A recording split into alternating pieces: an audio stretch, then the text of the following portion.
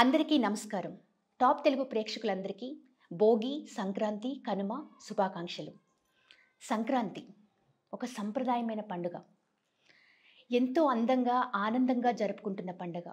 కొత్త అల్లుళ్ళతో ఆహ్లాదకరంగా విలేజెస్కి వెళ్ళి ఎంతో ఆనందంగా జరుపుకునే పండుగ. అలాంటి పండుగ విశిష్టత ఏంటి? ఎలా చేస్తారు? ఏ విధంగా చేస్తే మంచి జరుగుతుంది? ఇవన్నిటి గురించి తెలుసుకోవడానికి మనతో పాటు ఉన్నారు శ్రీ శృంగేరి శారదాపీఠ పౌరాణికులు డాక్టర్ బాచంపల్లి సంతోష్ కుమార్ శాస్త్రి గారు మనతో పాటు ఉన్నారు. నమస్తే గురువుగారు. నమస్తేనమ్మా. ఎలా ఉన్నారు? బాగున్నానమ్మా. ముందుగా మీకు సంక్రాంతి శుభాకాంక్షలు. ఓకే, ధన్యవాదాలు. మీకు సంక్రాంతి శుభాకాంక్షలు. టాప్ తెలుగు టీవీ ప్రేక్షకులందరికీ కూడా ఉత్తరాయణ పుణ్యకాల సంక్రాంతి శుభాకాంక్షలు, ఆశీస్సులు. గురువుగారు, సంక్రాంతి అనగానే ఎంతో అసలు పట్టణంలో ఎవ్వరూ కూడా ఉండరు. ప్రతి ఒక్కళ్ళు విలేజ్కే వెళ్ళిపోతారు, గ్రామాలకి వెళ్ళాలి. అందులోనూ ఎస్పెషల్లీ తెలుగు 2 రాష్ట్రాల్లో ఇంకా చెప్పాల్సిన అవసరం లేదు. ఎక్కడి నుంచి అంటే ఎంత దూరమైనా వెళ్ళి ఆ విశిష్టత అంటే ఆ పండుగని జరుపుకుంటారు. అంతటి విశిష్టత కలిగిన సంక్రాంతి గురించి మాకు కొన్ని విషయాలు చెప్తారా? తప్పకుండానమ్మా. పండుగలలో పెద్ద పండుగ సంక్రాంతి. శ్రీనాథుడు ఒక చోట తెలుగు సాహిత్యంలో పెనుపండువు అంటాడు, అంటే పెద్ద పండుగ. ఈ సంక్రాంతి భోగి, మకర సంక్రాంతి, కనుము 3 రోజుల పండుగ, ఒకరోజు పండుగ కాదు. ఈ పండుగ ప్రధానంగా సూర్యుడి యొక్క గమనాన్ని అనుసరించి సంక్రాంతి పండుగ వస్తుంది. అందుకే మీకు దీపావళి కావచ్చు, లేకపోతే మిగతా పండుగలు, వినాయక చతుర్థి, దీపావళి, ఈ పండుగలన్నీ కూడా సమయాలు మారుతాయి, డేట్లు మారుతాయి. కానీ మీరు సంవత్సరంలో ఖచ్చితంగా 14, 15 తేదీల్లో వచ్చేటువంటి పండుగ ఏది అంటే డేట్ ప్రకారం కూడా సంక్రాంతి పండుగనే వస్తుంది. కేవలం ఒక సంక్రాంతి మాత్రమే. ఎందుకంటే సూర్యుడి యొక్క ప్రభను అనుసరించి ఈ పండుగ జరుగుతుంది. మనకు సంక్రాంతి అనేటువంటి పండుగ కూడా, క్రాంతి అంటే ఒక తేజస్సు, ఒక శక్తి, ఒక కాంతి, వెలుగు ఈ జగత్తును ప్రకాశింపచేస్తుంది. సమ్యక్ క్రాంతి, కొత్త శక్తి. సూర్యుడు సంక్రాంతి వరకు దక్షిణం వైపు ఉన్నటువంటి సూర్యుడు సంక్రాంతి నుండి ఉత్తరం వైపు తిరుగుతాడు. అంటే సూర్య గమనం. ఇక్కడ ఈ పండుగలో ప్రధానంగా మనం గమనించాల్సినటువంటి అంశం ఏంటంటే సూర్య గమనం. ప్రతి నెల ఒక సంక్రాంతి ఉంటుంది. ఇది చాలామందికి తెలియదు. మొత్తం మనకు ఎన్ని సంక్రాంతులు తెలుసా? ఒక సంక్రాంతి. నీకు కాదు, చాలామందికి తెలియదు. మొత్తం 12 సంక్రాంతులు ఉంటాయి. అంటే సంక్రాంతి అంటే సూర్యుడు ఒక్కొక్క రాశిని ప్రవేశించడానికి 1 నెల రోజులు పడుతుంది. మొత్తం మనకి ఎన్ని రాశులు అది తెలుసా? Very good. 12 రాశులు కదా. ఒక్కొక్క రాశి కాలం ప్రయాణం చేసేటువంటిది 1 నెల. 12 రాశులు ప్రయాణం చేస్తే 12 నెలలు, అంటే 1 సంవత్సరం. అంటే గ్రహాలలో అందరికంటే తొందరగా ప్రయాణం చేసేవాడు ఎవరో తెలుసా? చంద్రుడు. చంద్రుడు 2.5 రోజులకే మారుతాడు.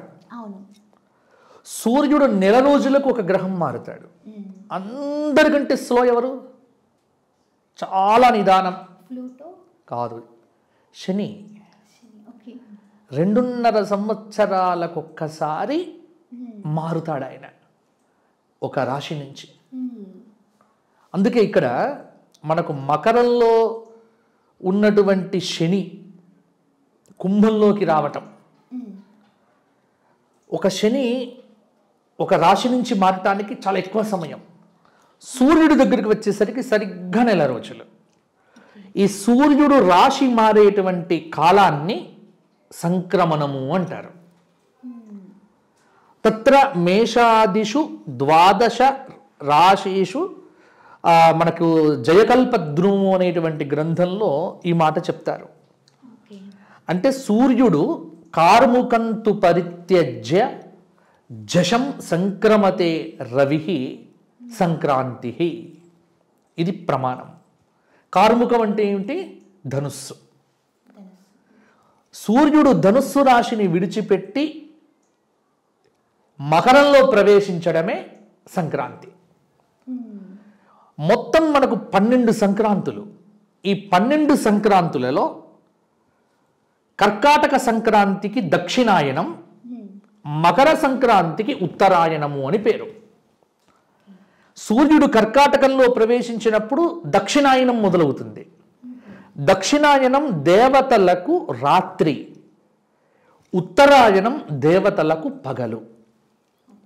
అంటే ఇప్పుడు దేవతలకు శక్తి వస్తుంది, ఎనర్జీ వస్తుంది ఈ సంక్రాంతి నుంచి. కాబట్టి సూర్యుడు ధనుస్సు రాశి నుంచి మకర రాశిలో ప్రవేశించటమే మకర సంక్రాంతి. దీన్ని మకర సంక్రాంతి అంటారు. ఈ మకర సంక్రాంతి అనేటువంటిది ఉత్తరాయణ పుణ్యకాలంతో ప్రారంభం అవుతుంది. అంటే సూర్యుడు అప్పటిదాకా దక్షిణం వైపు ఉన్నటువంటి సూర్యుడు ఉత్తరం వైపు తన ప్రయాణం కొనసాగిస్తాడు. కాబట్టి దీన్ని ఉత్తరాయణము అంటారు. అగ్ని జ్యోతి అహహ శుక్ల షణ్మాస ఉత్తరాయణం అని భగవద్గీత చెప్తోంది. అగ్నిదేవత, జ్యోతిదేవత, శుక్లపక్ష దేవత పగటి కాలంలో ఉంటే అది ఉత్తరాయణం. ఆ ఉత్తరాయణంలో మరణించినటువంటి వారికి ఊర్ధ్వగతులు కలుగుతాయి, బ్రహ్మలోక ప్రాప్తి కలుగుతుంది, వారికి నరకలోక ప్రాప్తి ఉండదు అనేటువంటిది శాస్త్రవచనం. అందుకే ఇక్కడ మకర సంక్రాంతి ఏదైతే ఉందో ఉత్తరాయణ పుణ్యకాలము అంటారు. అంటే ఇక్కడ పితృదేవతలకు ప్రధానంగా ఆరాధన చేస్తారు, అలాగే సూర్యనారాయణ యొక్క అర్చన చేస్తారు. అదేవిధంగా పండుగ, కర్షకులకు పండుగ. కొత్త ధాన్యం ఇంటికి వస్తుందా లేదా, కొత్త పంట చేతికి వస్తుంది.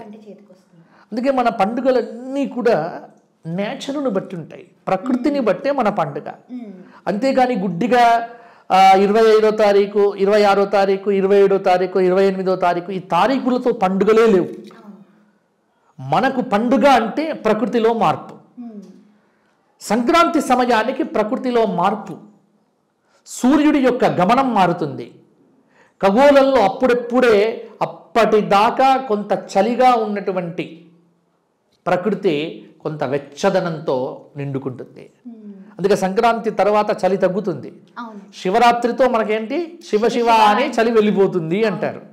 ఇక అక్కడి నుంచి సూర్య భగవానుడి యొక్క భగభగ ప్రారంభం అవుతుంది, మండే ఎండలు ప్రారంభం అవుతాయి.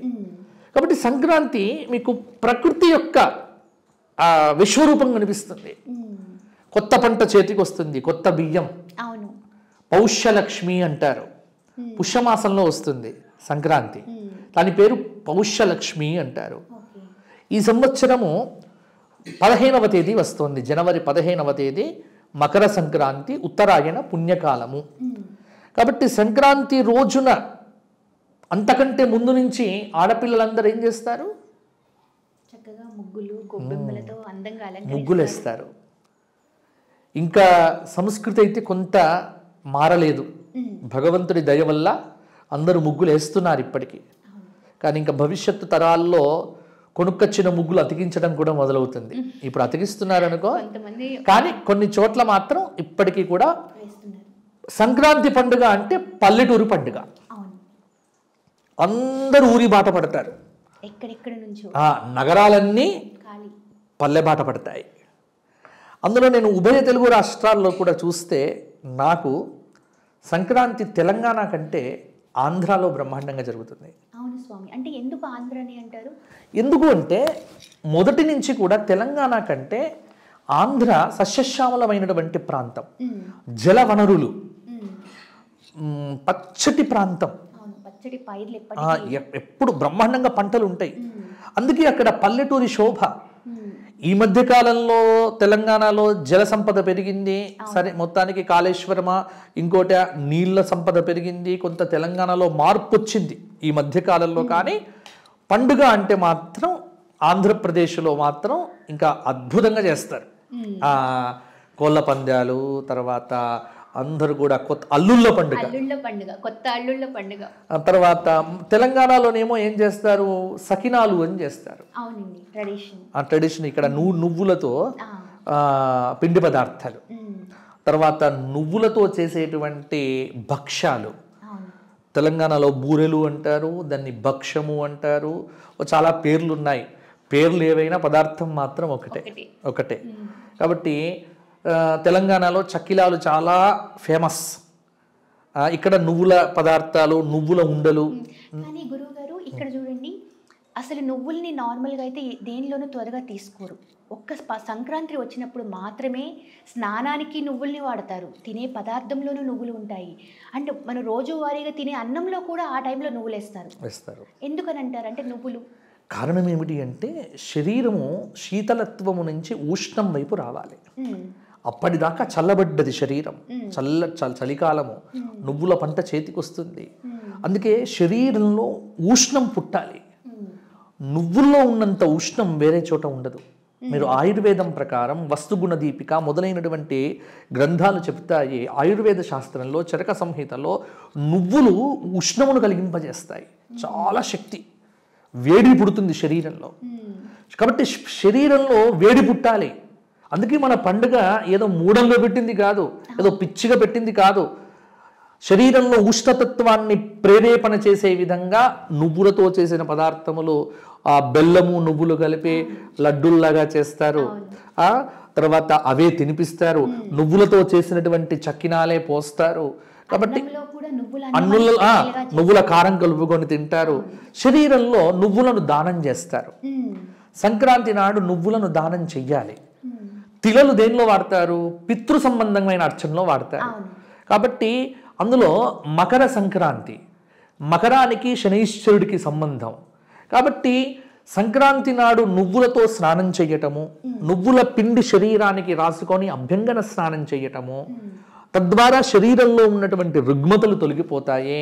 అలాగే నువ్వులను ఆహారంగా స్వీకరించటము, నువ్వులను దానం చేయటము, నువ్వులతో చేసినటువంటి నూనె పదార్థాలను కూడా పూర్తిగా తీసుకోవడము, తద్వారా శరీరాన్ని బ్యాలెన్స్ చేస్తారు. అంటే శరీరంలో వాత పిత్త కఫ శ్లేష్మములతో ఉన్నటువంటి బాడీని సమతుల్యత. ప్రకృతి ఎప్పుడు కూడా ప్రకృతికి ఏం కావాలో తెలుసు, ఏమి ఇవ్వాలో తెలుసు. మనిషికి ఎప్పుడు ఏది ఇవ్వాలో మనకు తెలియదు, నేచర్కి తెలుస్తుంది. కాబట్టి నేచర్ ఇచ్చినప్పుడే తీసుకోవాలి. ఎప్పుడు కూడా ప్రకృతి ఏది ఇస్తే అది పుచ్చుకోవాలి. అందుకే నేను వర్షాకాలంలో మామిడి పండు తింటా. వికృతి, ప్రకృతికి వికృతి అది. మామిడి పండు ఎప్పుడు తినాలి? ఎండాకాలం ఇచ్చినప్పుడే తినాలి. తర్వాత జామ పండు ఎప్పుడు తినాలి? కాస్త అంటే ఈ శీతలకాలం వచ్చినప్పుడే జామకాయ తినాలి. కాబట్టి అలాగే కస్టర్డ్ యాపిల్ వస్తుంది మనకు, శీతాలక పండు అంటారు. ఆ పండు ఋతుకాలము అంటే మనిషికి ఏ ఋతువులో ఏ ఆహారము ఇస్తే శరీరాలు బాగుంటాయో మనకు తెలియదు, నేచర్కు తెలుస్తుంది. కానీ మనం నేచర్ను పక్కన పెట్టేస్తున్నాం. మనం ఏం చేస్తున్నాం, అన్ని ఆర్టిఫిషియల్ గా ఒక సీజన్ అంటూ లేకుండా దాన్ని పడేస్తున్నాం. అంటే ఎలా అంటే ఏ టైంలోనైనా సరే కస్టర్డ్ యాపిల్ అనేది వచ్చేస్తుంది ఈ మధ్య కాలంలో. అది వికృతి. దాని పరంగానే మనకు తెలియని, అందుకే శరీరంలో జబ్బులు పెరుగుతున్నాయి. ఇప్పుడు మేము నైవేద్యం పెట్టేటప్పుడు కూడా దేవతలకు ఎలా పెడతాను తెలుసా? నానాకాల ఋతుకాలోద్భవ ఫలాన్ని సమర్పయామి. ఏ ఋతువులో వచ్చే పండు ఆ ఋతువులో నైవేద్యం పెట్టమని శాస్త్రం చెప్పింది. అంటే ఋతుకాలంలో వచ్చే పండ్లే పెట్టాలి. మీకు తెలుసో లేదో, మీరు పురాణాలు చదివారో లేదో కానీ పురాణాల్లో అన్ని కాలాల్లో అన్ని పండ్లు దొరికేటువంటి రాజ్యం ఏదో తెలుసా? లంక. లంక ఎవరిది? రావణాసురుడు. మరి రాక్షస రాజ్యంలోనే అన్ని కాలాల్లో అన్ని పండ్లు దొరుకుతాయి, దేవతల దగ్గర దొరకవు. నేచర్ ఎప్పుడు ఇస్తే అంటే అన్ని కాలాల్లో అన్ని పనులు రావాలనుకోవటం రాక్షసత్వం. నేచర్ ఇచ్చినప్పుడే తీసుకోవటం దైవత్వం. ఇది తెలుసుకోవాలి. అంటే వెర్రితలలు, విజ్ఞానం అనేది వెర్రితలలు వేస్తూ మేము పరిశోధనలు చేస్తున్నాము, వర్షాకాలంలో కూడా మామిడి పండ్లు పండిస్తాము, ఇలా అన్నిటిని ప్రకృతిని వికృతిగా మార్చుకుంటున్న వాడు మానవుడు. విజ్ఞానాన్ని అజ్ఞానం వైపు తీసుకువెళ్తున్నటువంటి వాడు మానవుడు. తన విజ్ఞానమే అజ్ఞానంగా భావన చేస్తూ చివరికి పూర్తిగా మూఢత్వంలో ప్రకృతిని నాశనం చేస్తున్నటువంటి వాడు. అందుకే ప్రకృతిని అనుసరించి మకర సంక్రాంతి పండుగ. కాబట్టి ఆ మకర సంక్రాంతి సమయంలో నువ్వుల పిండితో స్నానం చేయటము, నువ్వులను తీసుకోవటము, అలాగే ఆ సమయంలో వచ్చేటువంటి కొత్త బియ్యంతో పులగన్నం చేయటం, పులగం చేస్తారు. ముందుగా స్వీట్ తోనే మొదలవ్వాలి చక్కగా. దానికంటే ముందు ధనుర్మాసం వస్తుంది. అవును. మీకు ధనుర్మాసంలో ఏం చేస్తారు? పొద్దున్నే లేచి పెసరపప్పుతో అన్నం వండి పులగం చేసి నైవేద్యం పెట్టి వేడి వేడి పదార్థాలు విష్ణువాలయాల్లో పెడతారు.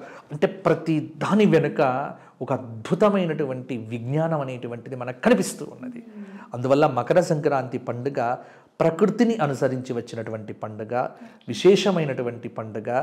ఇది ప్రకృతి పరంగానే ఆచరించాలి. కాబట్టి ప్రకృతిని ఆస్వాదించాలంటే ఎక్కడికి వెళ్ళాలి?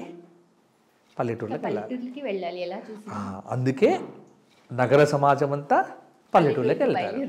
వెళ్ళి పల్లెటూర్లలో ఉండేటువంటి వాతావరణాన్ని ఆస్వాదించి చక్కగా పల్లెటూర్లలో ఉండేటువంటి పదార్థాలు తిని కట్టెల పొయ్యి మీద వంట, పాలు పొంగించటాలు, భోగి పండ్లు స్వామి. ఇప్పుడు భోగి పళ్ళు పోయడాలు పిల్లలకి. అవును. ఒక ఏజ్ అంటే ఎంత ఏజ్ వరకు పోయొచ్చు అంటారు పిల్లలకి భోగి పండ్లు అనేటువంటిది 6 సంవత్సరముల వరకమ్మా. ఆడపిల్లలకి మగపిల్లలకు అంతే 6 సంవత్సరములు. మా ప్రాంతంలోనైతే 5 సంవత్సరముల తర్వాత పోయరు. అసలు ఎందుకు స్వామి భోగి పళ్ళు పోయడం అంటారు? దిష్టి తివ్వటం ఒక రకంగా దృష్టి దోషమే. పిల్లలకు చాలా పీడ ఉంటుంది. పిల్లలు తొందరగా అలసిపోతారు. నరుని దృష్టి సోకినను రాయైనను నుగ్గగును అని. అందుకే పిల్లల మీద ఉండేటువంటి పీడను ఈ రేగు పండ్లు, తర్వాత నువ్వులు, ఇవన్నీ కలిపి తిప్పి నెగటివ్ ఎనర్జీ మొత్తం తీసేస్తారు. ఆ భోగి పండ్లు పోయడము అంటే పిల్లల మీద ఉన్న నెగటివ్ ఎనర్జీ పోయి పాజిటివ్ ఎనర్జీ అనేటువంటిది రావటం. కాబట్టి భోగి పండ్లు ఆచారం, దానికి చక్కటి పాటలు పెట్టారు. భోగి పండ్లు అని. అలాగే భోగి మంటలు వేస్తారు. ఈ భోగి మంటలు గురూజీ, భోగి మంటల్లో ఎస్పెషల్లీ పిల్లలతో వేయిస్తారు. అంటే పిల్లల్ని పక్కకు పెట్టి పిల్లలతో ఇంట్లో పనికిరానటువంటి వస్తువులు, కర్ర వస్తువులు, ఇవన్నీ. అంటే ఒకటి గుర్తుపెట్టుకోండి, ఈ మధ్యకాలంలో ప్రతి ఇంట్లో వాస్తు బాలేదు అంటున్నారు. నన్ను అడిగితే వాస్తు బాలేదు కాదు, ఇంట్లో ఎంత పనికిరాని వస్తువులు ఎక్కువ పెట్టుకుంటే ఆ ఇంట్లో ప్రశాంతత అంత లోపిస్తుంది. బట్టలు ఉన్నాయనుకోండి అమ్మా, ఉదాహరణకు ఒక 10 చీరలు బయట నుంచి కొన్నాము అంటే ఇంట్లో ఉన్న 10 చీరలు బయటకు పోవాలి. సాధారణంగా ఆడవాళ్ళు ఏం చేస్తారమ్మా? సమస్య లేదు కదా. ఈ 10 ఉండంగా 10 తెస్తారు, ఈ 10 మించి ఇంకో 10 తెస్తారు, అవన్నీ పడుతూనే ఉంటాయి కదా ఇంట్లో. కాబట్టి ఇంట్లో ఎక్కువ పనికిరాని బట్టలు ఎక్కువ ఉంటే ఆ ఇంట్లో నెగటివ్ ఎనర్జీ పుష్కలంగా ఉంటుంది. మనం వాడని దుస్తులు, వాడని పదార్థాలు, వాడనటువంటి వస్తువులు ఇంట్లో ఉంచుకోవద్దు, తీసిపడేయాలి. కాబట్టి ఇవన్నీ మనం పెంచుకుంటున్నాం. పెంచుకొని నాకు మనశ్శాంతి లేదు, ఇల్లు బాగాలేదు, ఇది బాగాలేదు, ఇవన్నీ చేస్తున్నది నువ్వే. కాబట్టి పనికిరాని వస్తువులన్నీ తీసేసి పడవేసేసి కర్రలతో చక్కగా ఇంట్లో చెక్క సామాన్లు ఏవైతే ఉన్నాయో అవన్నీ తీసి భోగి మంటలు వేసి, భోగి మంటలు పొద్దున్నే ప్రాతకాలంలో ఉషకాలంలో భోగి మంటలు వేసేటువంటి ఆచారము చాలా అద్భుతంగా ఉంది. దాని ద్వారా ఇల్లు క్లీన్ అవుతోంది. కాబట్టి అందరూ కూడా, అంటే ప్రతి పండుగలో అందరు కలిసి సమిష్టిగా కూర్చోవడం. ఇప్పుడు పండుగ అంటే వాట్సాప్లో పండుగ అంటే ఫేస్బుక్లో పండుగ ఏం చేస్తున్నామంటే ఒక ఫేస్బుక్లోనూ స్టేటస్ పెట్టుకొని నేను పండుగ చేశా, అయిపోయింది. పూజ కూడా అంతే వచ్చింది. వరలక్ష్మి వ్రతం అంతకే వచ్చింది. ఇంట్లో సత్యనారాయణ వ్రతాలు అందుకే వచ్చాయి. పూజ చేసేది తక్కువ. ఆ తలకాయలు పెట్టి అమ్మవార్లను తయారు చేస్తారు, కలశాలు పెడతారు, ఇవన్నీ చేస్తారు. పూజ 10 నిమిషాలు, అలంకారం 3 గంటలు, అది ప్రదర్శించడం ఇంకా 2 గంటలు. ఎక్కడికి పోతుంది ఆచారం? ఎక్కడికి పోతుంది సంప్రదాయం? ఏమిటి ఈ వింత పోకళ్ళు? కాబట్టి మనము అసలైన పద్ధతిని విడిచిపెట్టి ఆడంబరాల వెంట పడుతున్నాం, ఆడంబరాల్లో మునిగి తేలుతున్నాం. ఆడంబరం కోసం కాదు, ఆచారం అనేటువంటిది మనను కాపాడుతుంది. కాబట్టి భోగి పండ్లు కావచ్చు, భోగి మంటలు కావచ్చు. అలాగే భోగి అనేటువంటి పేరు ఎందుకు వచ్చిందో అంటే దానికి కూడా ఒక కారణం చెప్తారు. ఆండాల్ తల్లి. ఆండాల్ తల్లి అంటే రంగనాయకుడిని ప్రతిరోజు కూడా కీర్తించినటువంటి గోదాదేవి తెలుసు కదమ్మా. విల్లిపుత్తూరులో విష్ణు చిత్తుడు అనేటువంటి ఆళ్వార్కు తులసికోట యందు జన్మించినటువంటి ఆవిడ ఈ ధనుర్మాసం అంతా తిరుప్పావై వ్రతం చేసి చివరి రోజు భోగి ఆ పరమాత్మతో చేరి ఆవిడ భోగములు అనుభవించింది కాబట్టి భోగి అని చెబుతారు అని వైష్ణవ సంప్రదాయంలో పెద్దలు చెబుతారు. అందుకే భోగి నాడు ప్రతి విష్ణు దేవాలయంలో గోదా రంగనాథుల యొక్క కళ్యాణం చేస్తారు. అది సంప్రదాయం. కాబట్టి భోగి అనేటువంటి పేరు అందుకొచ్చింది అని కూడా పెద్దలు చెబుతారు. అలాగే భోగి మంటలు వేస్తారు. అలాగే భోగి నాడు పండ్లు కూడా వేస్తారు. కాబట్టి మనకు భోగభాగ్యములను కలిగింపచేయటానికే భోగి పండుగ వచ్చింది అని. సంక్రాంతి 3 రోజుల్లో భోగి మొదటిది, భోగి మరుసటి రోజు సంక్రాంతి. ఈ సంక్రాంతికి ఒక ప్రత్యేకత ఉంది.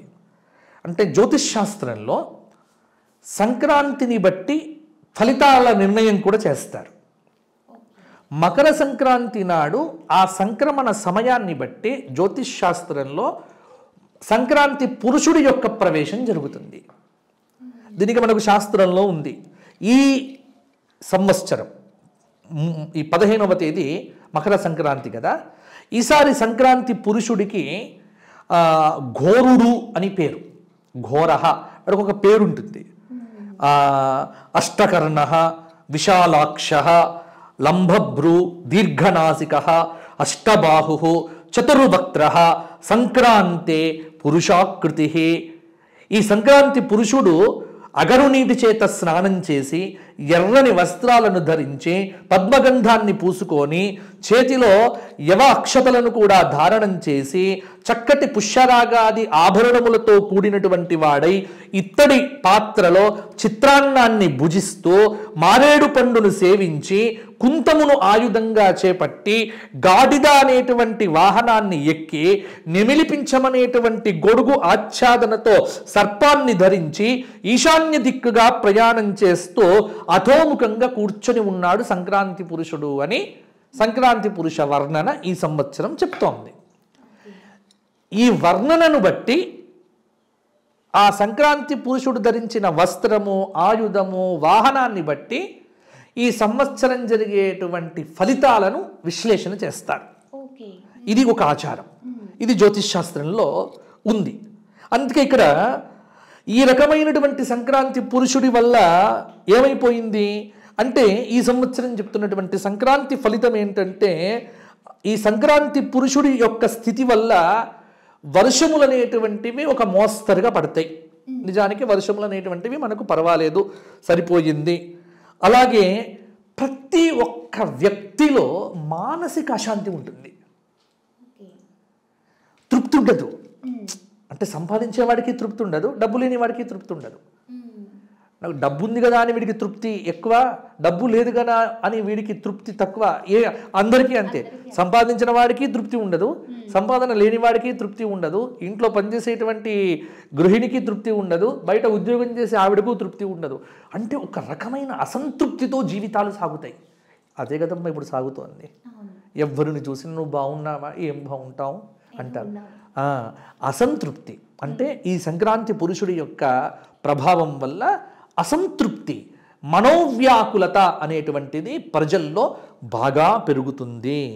అలాగే ఈశాన్య ప్రాంతంలో అంటే భారతదేశానికి ఈశాన్యం ఎక్కడవుతుంది? అస్సాం, ఈస్ట్ అస్సాం కదా. అస్సాం, అరుణాచల్ ప్రదేశ్, మిజోరం ఇటువంటి ప్రాంతాలలో కొంత విపరీతమైనటువంటి ఉద్రిక్తతలు జరుగుతాయి అని సంక్రాంతి పురుషుడి యొక్క వర్ణన. నిజానికి మన మిజోరంలో జరిగినటువంటి సంఘటనలు అంటే ఇవన్నీ ఇప్పుడు చెప్తున్నాం కానీ సంవత్సరం ముందే అంటే నేను పంచాంగ పఠనం చేసే రోజునే చెప్తాను. అంటే ప్రతి పంచాంగ పఠనం రోజున సంక్రాంతి పురుషుడిని బట్టి కూడా కొన్ని ఫలితాలు నిర్ధారణ చేయవచ్చు అని జ్యోతిష్ శాస్త్రంలో చెప్తున్నారు. కాబట్టి సంక్రాంతి పండుగ వచ్చినప్పుడు సంక్రాంతి పురుషుడిని బట్టి కూడా ఆ సంవత్సర ఫలితాంశమును విశ్లేషణ చేసేటువంటి ఒక పద్ధతి మనకు జ్యోతిష్ శాస్త్రము అందించింది. అందువల్లనే మీరు పంచాంగంలో మీరు ఎప్పుడు చూడరు. పంచాంగం ఓపెన్ చేయగానే ఏం చేస్తారు అందరూ కూడా ఏం చేస్తారు? మీనరాశ, మిథున రాశ, మేషరాశ, వృషభ రాశ, ఆ పేజీ తీస్తారు, పక్కన పడేస్తారు. ఆ పేజీలో వ్యయం ఎంత ఉంది, అంతే. ఆదాయం ఎంత ఉంది. అంతే. ఇంకా సంక్రాంతి ఎప్పుడు వస్తుంది, సంక్రాంతి నాడు ఏం చెయ్యాలి, సంక్రాంతి పురుషుడు ఎవరు, ఎవరైనా పట్టించుకుంటారా? కానీ సంక్రాంతి పురుషుడికి ఇన్ని ఫలితాలు ఉన్నాయి. అలాగే ఇక్కడ ఆరోగ్యము బాగుంటుంది, చిన్న చిన్న వాయు సంబంధమైనటువంటి రోగాలు పెరుగుతాయి. తర్వాత ఇంకోటి ఏంటంటే ఈసారి సంక్రాంతి పుష్యశుద్ధ పంచమి వచ్చింది. శుక్లపక్షే యదా పౌషే మకరస్తే దివాకరే హాహాకారం జగత్సర్వం దుర్భిక్షం క్షామదాంబరం. పుష్యమాసంలో శుక్లపక్షంలో మకర సంక్రాంతి రావటం వల్ల కొంత దుర్భిక్షము, రాష్ట్రాల యందు అప్పులు పెరుగుతాయి. దేశంలో అప్పు పెరుగుతుంది. పెరిగిందా లేదా? తెలంగాణలో అప్పు పెరిగిందా? ఆంధ్రప్రదేశ్ గురించి మాట్లాడాల్సిన పనే లేదు. కాబట్టి ఎక్కడ చూసినా ఏదో మిగులు బడ్జెట్, తగులు బడ్జెట్ అంటే మొత్తం లోటు బడ్జెట్టే. ఇది చెప్పింది సంక్రాంతి పురుషుడి యొక్క. కాబట్టి జ్యోతిష్ శాస్త్రంలో కాబట్టి తిథిఫలం అందరికి కొంత వ్యాధులు వచ్చే అవకాశం ఉన్నది, గాలి సంబంధమైనటువంటివి, క్షామం వచ్చేటువంటిది, నక్షత్ర ఫలితం కరువు, లగ్న ఫలితం అందరూ కటువుగా మాట్లాడుతారు, కాలఫలం చాలా పక్షులు నాశనం అవుతాయి అని ఈ సంక్రాంతి పురుషుడి యొక్క వర్ణనను బట్టి కొన్ని ఫలితాలు మన పెద్దలు కూడా చెప్పడం జరిగింది. అందుకే ఏం చెయ్యాలి సంక్రాంతి రోజున అంటే, సంక్రాంతి పురుషోత్పత్తి కాలే దానం స్వశక్తితః శాస్త్రం చెప్పింది. ఇక్కడ ఫలం కాంస్యాది ధాన్యాన్ని దీయతే దోషనాశనం. ఫలాని మూలాన్యజినం సువర్ణం గ్రామాంశుకాద్యం సతిలేక్షుగావః ధాన్యం ఖరాంశోర్ మకర ప్రవేశ ఏతాని దానాని విశేషితాని అని శాస్త్రవచనం.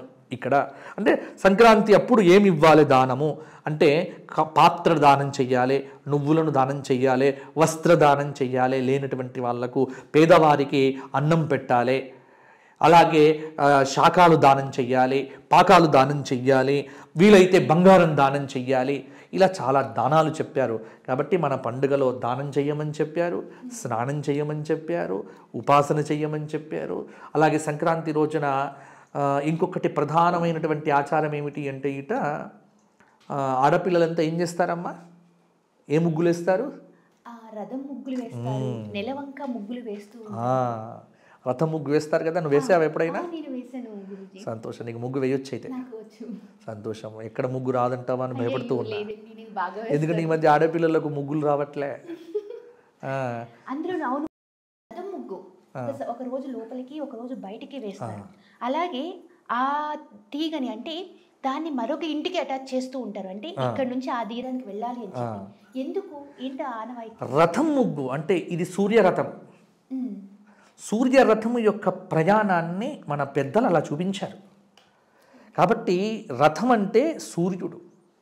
సూర్యుడి యొక్క రథం ఎలానైతే ప్రవేశిస్తూ ఉంటే మనకు చీకట్లన్నీ తొలగిపోతాయో, కాబట్టి ఇక్కడ సంక్రాంతి మొత్తం సూర్య సంబంధమైన పండుగ, సూర్యనారాయణుడి యొక్క పండుగ. కాబట్టి పుష్యమాసంలో వచ్చేటువంటి ఆదివారం కూడా సూర్యనారాయణుడికి చాలా ప్రీతి. పుష్యమాసంలో వచ్చేటువంటి సంక్రాంతి పండుగ కూడా సూర్యనారాయణ ప్రీతి కోసమే ఆచరించేటువంటిది. అందుకే సంక్రాంతి రోజున 3 రోజులు అందరూ ఆదిత్య హృదయ స్తోత్ర పారాయణం చెయ్యాలి. ఆడపిల్లలు కూడా రథం ముగ్గు వేయటంలో కూడా ఉపాసన ఉంది దాంట్లో.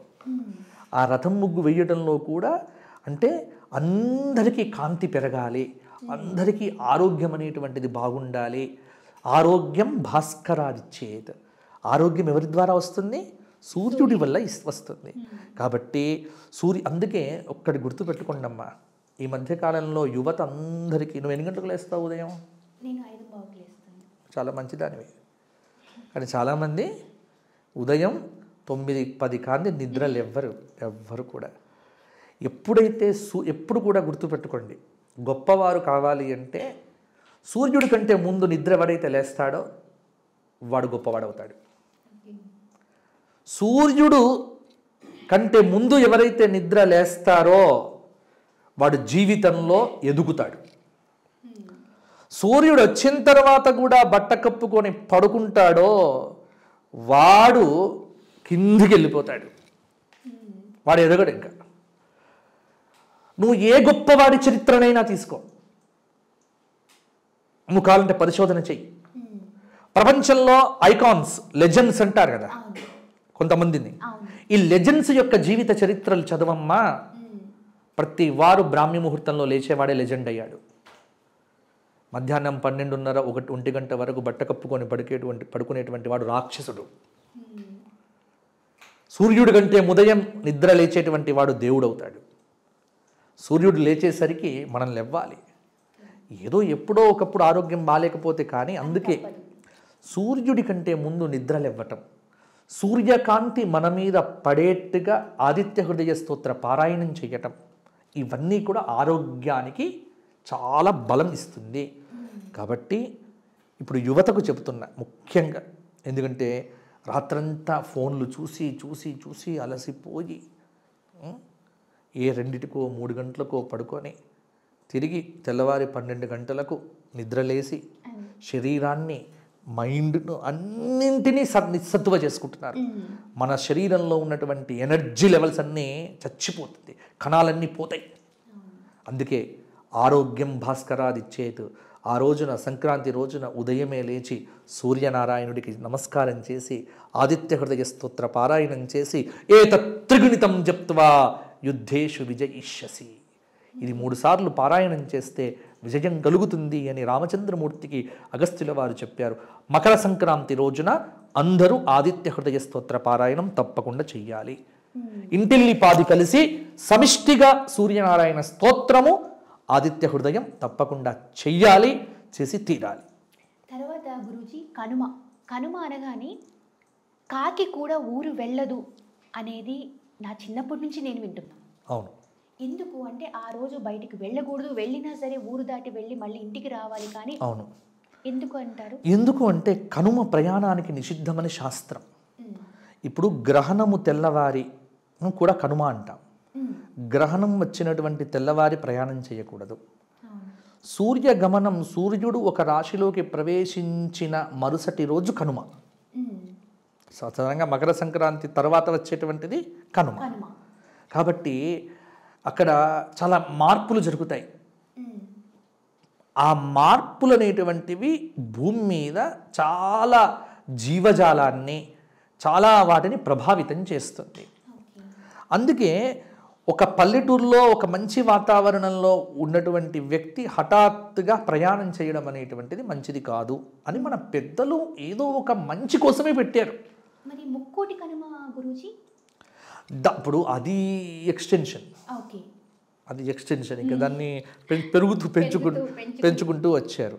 కానీ కనుమ రోజు మాత్రం ప్రయాణం చేయకూడదు, అది రానివ్వరు. అది మనకు మంచి ఆచారం. పెద్దలు ఎందుకు పెట్టారో దానిలో అంతరార్థాలు వెతికినా కొద్దీ దొరుకుతాయి. కాబట్టి అది ఎందుకు పెట్టారు అని ఆలోచించడం కంటే పెట్టినది మంచిది అని ఆచరణ చేస్తే, మన పెద్దలంతా ఆచరణ చేస్తున్నారు, మనము ఆచరిద్దాము. కాబట్టి కనుమ పశువుల పండుగ, కర్షకుల పండుగ. ఆ రోజున పశువులన్నింటికి చక్కగా గోవులకు, వృషభాలకు రంగులు పూసి వాటికి అలంకారాలు చేసి పశువులను పూజించేటువంటి పూజ ఎందుకు చేస్తారు అంటే, ఇప్పుడంటే ఆధునికంగా వ్యవసాయంలో పశువుల పాత్ర తగ్గిపోయింది. అంటే ట్రాక్టర్స్ వచ్చాయి, ఎంత యాంత్రిక జీవనం అయిపోయింది. అంతకుముందు నాగలితోని దున్నేవారు. అందుకే ఏరువాకకు చక్కగా పంటలు పండించినటువంటి ఇంత ధాన్యాన్ని మా ఇంటికి తెచ్చినటువంటి ఆ పశువులను పౌష్యలక్ష్మి స్వరూపంగా భావన చేసి కనుమ రోజున పూజించి వాటి యొక్క పూజ చేసి వాటికి సమృద్ధిగా ఆహారం పెట్టి వాటికి ఆ రోజు పని చెప్పకుండా వాటిని చక్కగా పోషిస్తారు. కృతజ్ఞత ప్రదర్శించుకోవడం. అలాగే కొన్ని ప్రాంతాల్లో స్త్రీలు పసుపు కుంకుమలు పెట్టుకుంటూ ఇచ్చుకుంటూ ఉంటారు. అలాగే నోట్లో తీయదనం పేసి నీ నోరంతా తీయగా ఉండగాక, నీకు సవతి మొగ రాకుండా గాక అని ఇటువంటివేవో ఈ ప్రాంతీయమైనటువంటి ఆచారాలు అంటే ఇవన్నీ చాలా విశేషము. కాబట్టి సంక్రాంతి 3 రోజులు ముచ్చటైన పెద్ద పండుగ. ఇంకా చాలా విశేషాలు సంక్రాంతిలో దాగి ఉన్నాయి. తర్వాత గురూజీ గొబ్బెమ్మలు పెడతారు. ఇప్పుడు ఇవాళ రేపు ఏదో పనోళ్ళు వచ్చారా, 3 గంటలకు వచ్చారా, లేకపోతే మధ్యాహ్నం వచ్చేసి వాళ్ళ పని కానిచ్చేసుకొని కల్లాపు చల్లి ముగ్గేశారా. కానీ ఆ కల్లాపు చల్లడం అనేది కూడా ఒక శాస్త్రం. అంటే కొంతమంది అంటుంటారు, నాకు తెలిసిన మేరకైతే చనిపోయిన తర్వాత ఏదో చేసిన తర్వాత మళ్ళీ కల్లాపు చల్లి చేస్తారు, మధ్యాహ్నం టైంలో పెట్టుకుంటారు. అది అటువంటి దాన్ని ఇప్పుడు ఏ శాస్త్రం ఏవి లేకుండా ఎప్పుడు పడితే అప్పుడు, అంటే దానికి సమయం సందర్భం లేకుండా చేస్తున్నారు. చాలా మందికి ఆ విషయం అవగాహన ఉందా లేకుండా లేదు. అంటే కలాపు చల్లడం అనేటువంటిది ఆచారం అమ్మ. కలాపు దేంతో చల్లాలి? ఆవు పేడతో చల్లాలి. అసలు ఆవులు ఎక్కడున్నాయి ఆవులు? ఆవు పేడతో కనుక మన ఇంటి ముందు కలాపు చల్లితే ఎంత ఎనర్జీ అంటే అంత దుష్టశక్తులు ప్రవేశించవు ఇంట్లో. నెగటివ్ ఎనర్జీ రాదమ్మా ఇంటికి. ఆవు ఎక్కడైతే ఉంటుందో అక్కడ వ్యతిరేకం ఫలితాలు ఉండవు, అనుకూల ఫలితాలు ఉంటాయి, పాజిటివ్ ఎనర్జీ ఆవు ఎక్కడ ఉన్నా. అందుకే ఆవు పేడ మహాభారతంలో ఒక చోట ఉంది, ఆవు పేడలో లక్ష్మీదేవి ఉంటుంది అని. అందుకే ఆవు పేడతోని కలాపు చల్లితే సూక్ష్మక్రిములు నశించిపోతాయి. ఇంటి ముందు పచ్చగా ఉంటుంది, చాలా అందంగా ఉంటుంది. అందుకే ఆవు పేడతో చేసినటువంటి గొబ్బెమ్మలు, ఈ గొబ్బెమ్మలను భూమికి ప్రతీకగా, అంటే భూదేవి ఆరాధన, గొబ్బి గౌరి వ్రతము అనేటువంటి పేరుతో ఈ గొబ్బి గౌరి వ్రతం చేస్తారు. కాబట్టి భూమండలానికి ప్రతీకగా ఆవు పేడతో గొబ్బెమ్మం చేసి, రథం ముగ్గు వేసి, ఇంకో ముగ్గులు వేసి, ఆ ముగ్గు మధ్యలో ఇవి పెట్టి, పక్కన రేగు పండ్లు నైవేద్యంగా పెట్టి, నవధాన్యాలు చల్లి, అంటే ఇవంతా ప్రకృతిని ఆరాధించేటువంటి పద్ధతి, భూదేవిని ఆరాధించేటువంటి పద్ధతి. వేసేటువంటి ముగ్గు కూడా బియ్యం పిండితో వేస్తాం కాబట్టి అది కూడా కింద ఉన్నటువంటి క్రిములు తింటాయి. కాబట్టి దీని యందు భూతదయ దాగి ఉంది, పృథివీ మండలాన్ని పూజించేటువంటి పద్ధతి ఉంది. అన్నింటినీ సమన్వయపరిచేటువంటి ఒక అద్భుతమైనటువంటి రహస్యం అనేటువంటిది ఈ సంక్రాంతి పండుగలో కనిపిస్తూ ఉన్నది. ఒక్క ఈ సంక్రాంతిని రైతు పండుగ అని కూడా అంటారు కదా గురువుగారు? కర్షకుల పండుగ, కర్షక సంక్రాంతి. ఎందుకు అంటే పంట వస్తేనే కదా, అసలు రైతే కదా రాజు.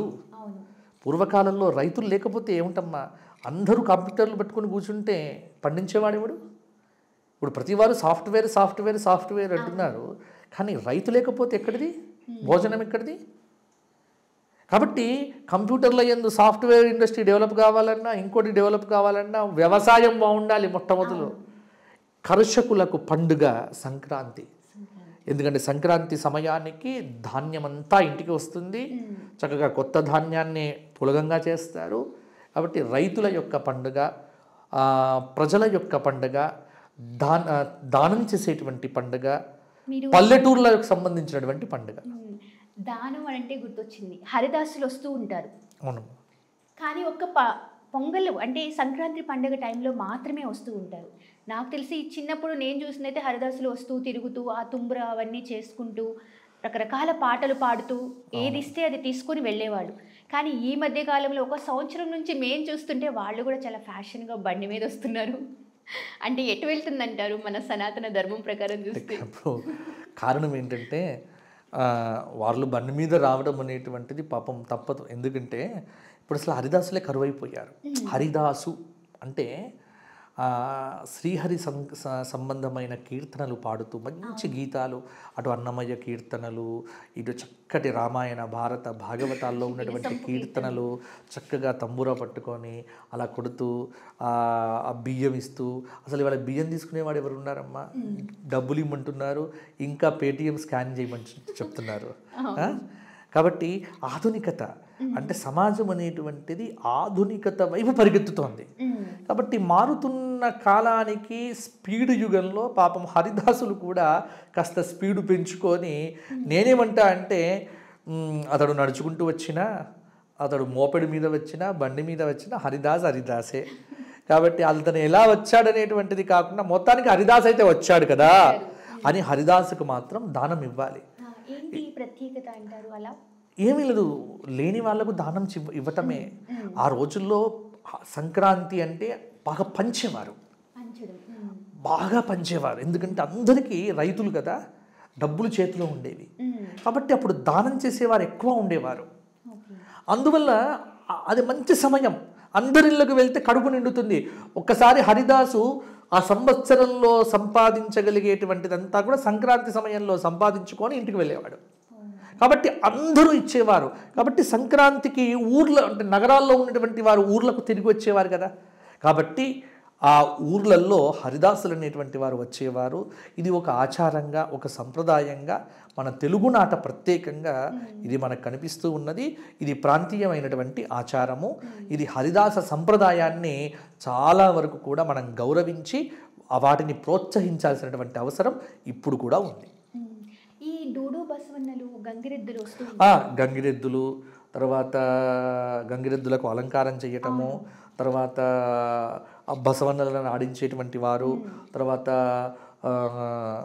ఈ హరిదాసులు, ఇంకా గొంగలి వేసుకొని వచ్చేటువంటి వారు. ఇలా అంటే ఇక్కడ నేను ఇంతకు ముందే చెప్పాను మీకు, దానం అంటే ఇవాళ ఎక్కడైనా మాకు దొరుకుతుంది అని అది లేనటువంటి వారు వివిధ వేషాల ద్వారా, వివిధ హావభావాల ద్వారా అందరి ఇళ్ళకు వెళ్ళి మన యొక్క ఇచ్చినటువంటి దానాన్ని స్వీకరించి మనకు పుణ్యాన్ని ఇచ్చి వెళ్ళిపోతున్నారు వాళ్ళు. కాబట్టి అందరినీ పోషించేటువంటి పౌష్యలక్ష్మి పండుగనే మకర సంక్రాంతి పండుగ. కొన్ని ప్లేసుల్లో గురువుగారు ప్రభా అని చెప్పేసి అంటే ఊరిలో తిప్పుతూ, ఇది తెలంగాణ ప్రాంతంలో కనిపించదు. ఇది గోదావరి జిల్లాల్లో కోనసీమ ప్రాంతంలో ఊరేగిస్తూ ఉంటారు. ఇది మామూలుగా ఆ ప్రాంతీయమైనటువంటి ఆచారం కాబట్టి వాళ్ళ ప్రాంతీయ ఆచారానికి తగినట్టుగా కొన్ని వేడుకలు అనేటువంటివి వారి గ్రామాల్లో చేస్తూ ఉంటారు. ధన్యవాదాలు గురువు గారు, చాలా మంచి విషయాలు చెప్పారు. ఎస్పెషల్లీ సంక్రాంతి అంటే ఒక ఆట పాట అనే కాదు, కొత్త అల్లులనే కాదు, ఎన్నో విషయాలు దాగున్నాయి. ఏ విధంగా చేయాలి, దాని రీతి ఏంటి, రివాజ్ ఏంటి అని తెలియని విషయాలు ఎన్నో మాకు చెప్పారు. ధన్యవాదాలు మీకు. అందరికీ మకర సంక్రాంతి ఉత్తరాయణ పుణ్యకాల శుభాకాంక్షలు. సనాతన ధర్మాన్ని ఆచరించండి. పండుగ అంటే కేవలం ఫోన్లోనో వినోదంలోనో టీవీలు చూస్తూ గడపటం కాదు. పండుగ పల్లెటూర్లలో గడపండి. పల్లెటూరులో ఉన్నటువంటి ప్రకృతిని ఆస్వాదించండి. ప్రకృతిలో ఉన్నటువంటి దైవాన్ని పూజించేటువంటి ప్రయత్నం చేయండి. మీ పిల్లలతో, పాపలతో, బంధువులతో, తల్లిదండ్రులతో, ఉమ్మడి కుటుంబంలో అందరూ కూర్చొని హాయిగా కొంతసేపు ఈ యాంత్రిక జీవనాన్ని పక్కన పెట్టి ఫోన్లు, ల్యాప్టాప్లు, గోల ఇదంతా పక్కన పెట్టి స్వచ్ఛమైన ప్రకృతిలో సేద తీరుతూ మకర సంక్రాంతి పండుగను అచ్చంగా చక్కగా గ్రామీణ వాతావరణంలో జరుపుకోవాలి. మీరందరూ కూడా జరుపుకోండి, ఆ ప్రకృతిని ఆస్వాదించండి అని టాప్ తెలుగు టీవీ ద్వారా మీ అందరినీ కోరుకుంటూ నమస్తే. సబ్స్క్రైబ్ చేయండి. Please do subscribe to. Please like, share and subscribe to top Telugu TV. Top Telugu TV.